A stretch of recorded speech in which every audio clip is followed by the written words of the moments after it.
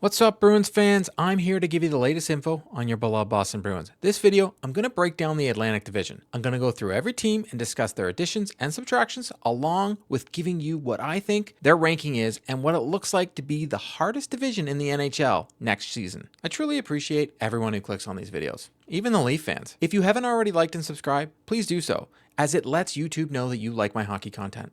Let's jump into it.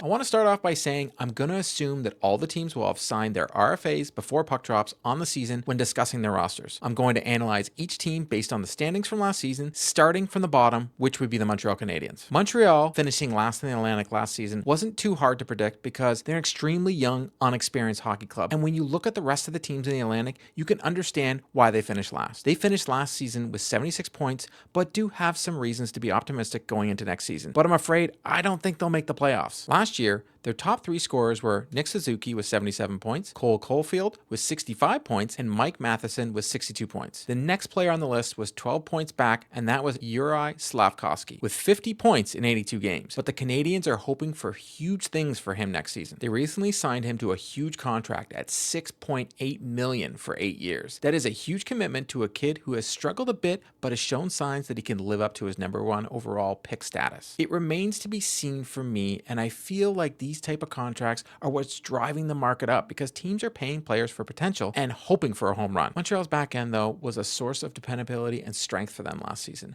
but still lacking in the goaltending department since the departure of Carey Price. With the likes of Hudson, Gould, Matheson, and Jack-Eye, the future looks bright on the back end. The biggest addition this offseason is Patrick Laine, who was acquired via trade for Columbus. Montreal only had to give up a second-round pick and prospect Jordan Harris, but Columbus did get all the cap relief because they didn't have to take on any of Laine's $7.3 million contract to do the deal. Laine at one time was touted as one of the up-and-comers in the NHL, but has had issues in both Winnipeg and Columbus and was in the NHL Players Assistance Program. It was reported that Laine turned down a trade to another team, but did accept the deal to Montreal and is very excited to play there. If Laine can get back to his 30 goals a year like he did in Winnipeg, Montreal could make some serious noise. Kirby Dach also will be back next season as well, giving the Montreal some options up front. Next, we'll talk about the Ottawa Senators. Ottawa underperformed last season, considering some had them making the playoffs last season, or at least knocking on the door, but instead looked terrible last season. Shane Pinto missed most of the season for gambling reasons, and the team was plagued by injuries all season. Their forward group consists of Brady Tkachuk, Tim Stützle, Josh Norris, Claude Giroux, and Drake Batherson, and Shane Pinto. That is a very good group of players that, besides Tkachuk and Batherson,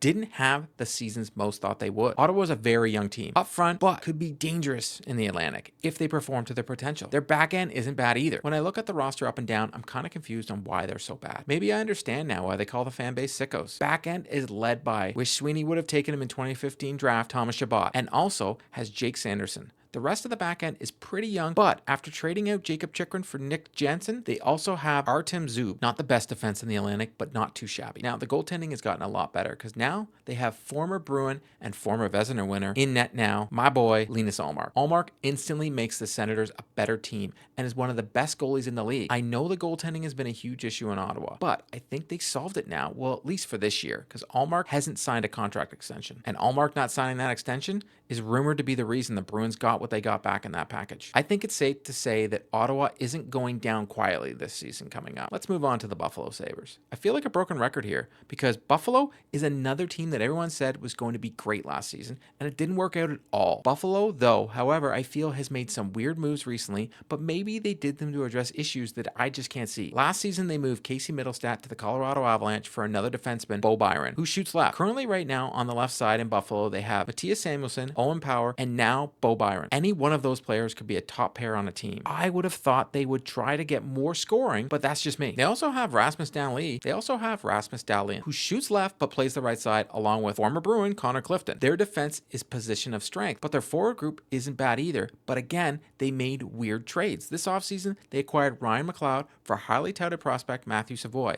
I understand McLeod is a tougher player and adds a different look for the team, but I feel that type of player could have been had in free agency instead of giving up a kid that was 90-point scorer in junior and everyone raved about him. Their forward group is led by one of my favorite players in the league, Tage Thompson. This kid is a beast, and for his size can skate rather smoothly and fast. They have Zach Benson, Dylan Cousins, Alex Tuck, JJ Peterka, just to name a few. So their top six can be dangerous if they're on their game. Adding Jason Zucker and Sam Lafferty along with McLeod gives their team more depth and harder to play against. Their goaltending, though, didn't play so well last season, but both goalies are fairly young. Levi is supposed to be the goalie of the future, but he struggled, and a name I'm about to butcher, Jukka Pekka-Luukkonen, took over as the starter, played fairly well, but they're still the Sabres, so I'm not expecting much. Let's move on to the Detroit Red Wings. This is the first team on the list that I think has a very good chance of making the playoffs. They didn't last season, but they only missed by such a small margin. Patrick Kane is returning to an already solid forward group. Kane isn't even on the top line, as that consists of Alex DeBrincat,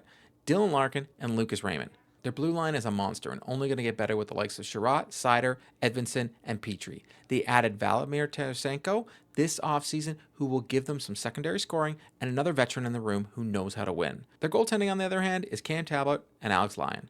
Talbot has struggled with consistency the last couple seasons, but has played very well in the past, so this could be a sneaky signing by Detroit that helps them get back in the playoffs. We always talk about the Yzer plan. Patrick Kane willing to re-sign with Detroit tells me he sees something with this team and believes in this team. I'm sure he had multiple offers, but chose to return to Detroit. The Tampa Bay Lightning. Tampa is always going to be a threat, and last year had injury issues that plagued them that I feel was the reason they came in fourth in the Atlantic. You could say that the team is getting older as well compared to the rest of the Atlantic, but they're still one of the best teams in the league. The loss of Stamkos will be an interesting one, and I think will have more impact than most people think. It's not like Stamkos is retiring. They traded their captain. Bringing back Ryan McDonagh only to trade away Mikhail Sergachev to Utah is a weird choice to me. I know they had McDonagh before, but I think he's on the wrong side of his career. They also added Jay Gensel to replace Stamkos, I guess, with regards to scoring, and he is younger. They moved Tanner Jeannot out as well. To say Tampa has made changes is an understatement. They still have a lot of leadership in that room to bring everyone together, but that is where I feel they will miss Stamkos because there's a lot of changes in that room. Tampa still has Kucherov, Point, Hagel, and Cirelli up front and added Cam Atkinson for next to nothing, which is a sneaky pickup, I think. Their back end is led by Victor Hedman, who is one of the best defensemen in the league, but I think for the first time in a very long time that their defense isn't as good as it once was and is their weakness. Their goaltender is Andrei Vasilevsky, who is unreal and can win you games and is a game changer. But if any of the big guns in the Atlantic are going to take a step back, though, it could be Tampa. So they will be the team to watch in the Atlantic. The Toronto Maple Leafs. I'm going to start by saying I live in the Toronto area and I'm a Bruins fan, so my disdain for the Leafs is very strong, but I do respect them as a good team. I can also laugh pretty hard at them being the most consistent team in the league as well when it comes to high expectations and falling flat on their face. They're always a great regular season team, and I don't see that changing this upcoming season. They have Austin Matthews, Mitch Marner, William Nylander leading that forward group that they're all top players in the league. Austin is now the captain, so Tavares should have less stress playing now because the Toronto media is brutal, and I can 100% understand why half the league has Toronto on their no-trade list. Nyes and McMahon had great rookie seasons, and if they can build off them, the Leafs should do just fine in that forward group. For once, and actually upgraded their defense this offseason and brought in Oliver Ekman-Larsson and Chris Tanev to play with Riley and Liljegren. The defense in Toronto has long been their issue, and even though for some reason as soon as the playoffs start, their offense is what dries up. I think teams know to focus on their lack of defense, and then I think the players up front start to play more responsible, and that is the reason their offense dries up. Their goaltending is a huge question mark because Woll played well when healthy, but injuries follow him, and he is young. If they can't replicate what he did last season, they'll have to rely on newly signed Anthony Stolarz, who is also fairly young, so the Leafs could be in a lot of trouble very quickly next year if their goaltending just doesn't play well. The Leafs are a riddle wrapped up in an enigma, and we'll see what happens next year, but they will be solely judged on their playoff because at this point, their regular season success doesn't matter. The Boston Bruins.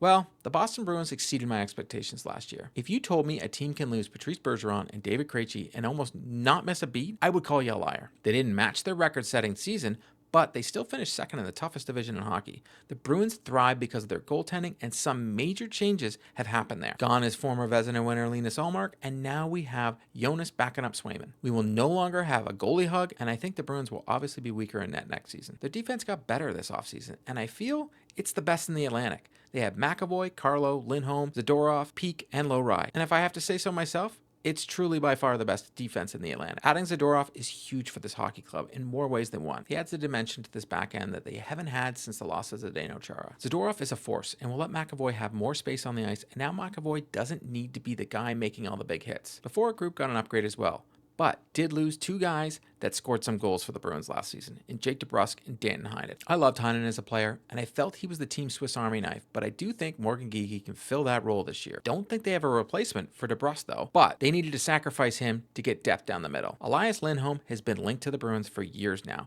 and he's finally happened, and should be a considerable upgrade for the Bruins down the middle. He will be, as of right now, on a line with Pavel Zacha and David Pastrnak, and the last time he played with a player with the talent of Pastrnak, he got 82 points. Marchand needs to produce more offensively this year, and they need another great year out of Coyle, and this forward group will do just fine. The Bruins, even though they lost some goals, hopefully some of the kids like Lysell can step into the lineup and replace that, but only time will tell. The Florida Panthers.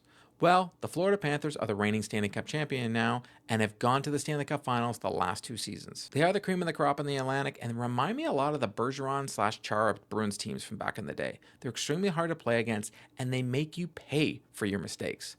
Last season, they started the year without Ekblad and Montour and didn't miss a beat. This season, however, they lost Montour to free agency along with Oliver Ekman-Larsson and Vladimir Tarasenko. Tarasenko was a trade deadline acquisition and won't be missed as much as Montour and OEL because those two helped Florida with their transition game and moved the puck up to the forwards with precision. Florida defensively will still be hard to play against with Ekblad and Forsling on the back end, but I'm sure they hope they can have someone emerge as that puck mover on the blue line to help with the transition game. Alexander Barkov, Matthew Tkachuk, Sam Bennett, and Carter Verhaeghe all returning, so the Florida Panthers forward group will be as dangerous as ever and can rival any team in the league as one of the best forward groups. I truly don't see any regression from this Florida Panthers team at all, even with their losses on the back end. They have Sergei Bobrovsky in net who can steal you games, and bottom 6 led by Anton Lundell that can cause havoc with opposing teams and top lines. Florida right now is built to make another run at the Stanley Cup with the roster they have. Barkov is truly one of the best two-way centers in the league, and Matthew Tkachuk has taken over the mantle from Marchand as the biggest pest in the league. I truly can't think of another team in the Atlantic can take down the Florida Panthers right now. So I've done my breakdown of each team, so now I'm going to give you my rankings in the Atlantic. So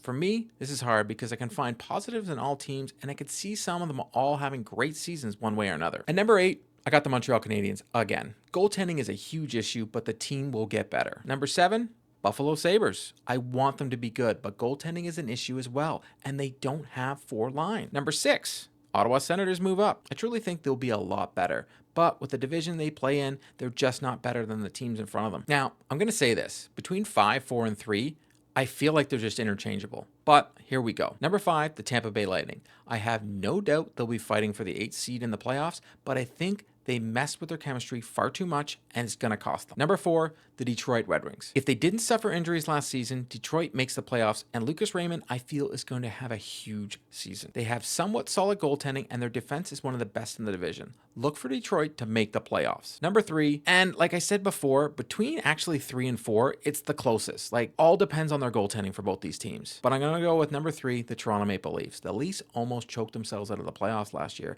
with terrible play down the stretch. Riding an injury-prone, unproven goalie might cost them, along with consistently relying on the core players to win them hockey games. The Atlantic will be a lot tougher this year, and there will be no easy outs. Number 2, the Boston Bruins. Boston improved in areas they needed to and made their defense even better. Their young stars are coming into their primes, and Pastrnak and Lindholm could be deadly together. Goalie Bob trusts Jonas, and the Bruins might again have a dynamic duo in net with Swayman leading the way. Swayman showed us what it looks like when he has the net in the playoffs and could lead the Bruins once again. And number 1, the Florida Panthers. The Panthers are a wagon, and I don't see anything stopping them unless they get hit with the injury bug. That wraps up today's video. To stay up to date on all the news surrounding the Boston Bruins, please subscribe and drop me a like. If news breaks surrounding the Boston Bruins, be sure to check out the channel. If you've already subscribed to the channel, thank you, and I'll see you next time.